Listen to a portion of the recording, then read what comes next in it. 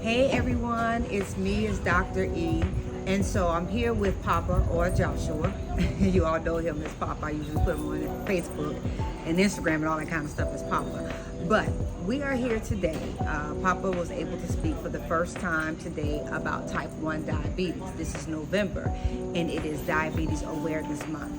And so he was able to speak to the top teens of America with the Southern Pearls chapter of the Top Ladies of Distinction.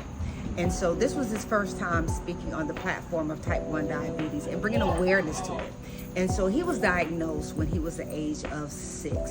And not a lot of people are really talking about type 1 diabetes awareness. We know of type 2, but if there's a type 2, there's a type 1. And so we were bringing awareness to it today. And also just to let the students know and to let the teens know that there's nothing that will limit them, because if you all know and you've been following me, he's also an athlete, does well in school, has been playing basketball for a very long time.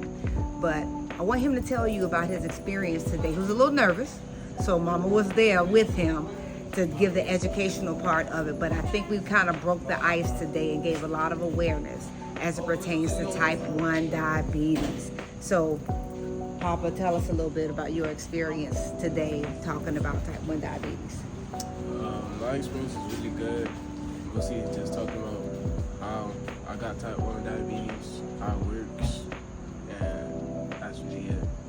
Yeah. And like a day through, like what I go through as a type 1 diabetic. Right. As an athlete too. As an athlete. And so just to bring a little bit of awareness. So type 1 diabetes is not hereditary. It's not something that, you get because someone else got it in your family, or it's based on diet and exercise or the food that you eat.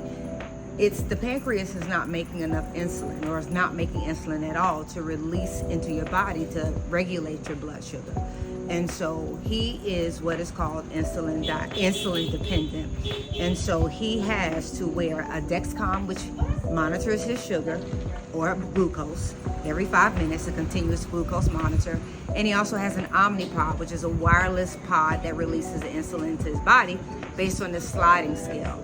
So we just gave you just a little bit about type 1 diabetes, but he is going to be speaking a little bit more about it to bring awareness, because there's a lot of people who don't know what type 1 diabetes is and don't have an understanding of what it is. And also, if they do know, they think that it's a death sentence and it's the end of life and you can do nothing else. But he is proof. He is proof. Those of you all that know him, nothing stops him. Nothing stops him. He's never been in the hospital for it. He's never missed a day of school for it. He's not depressed. He's not sad. He's not any of that as a result of type 1 diabetes.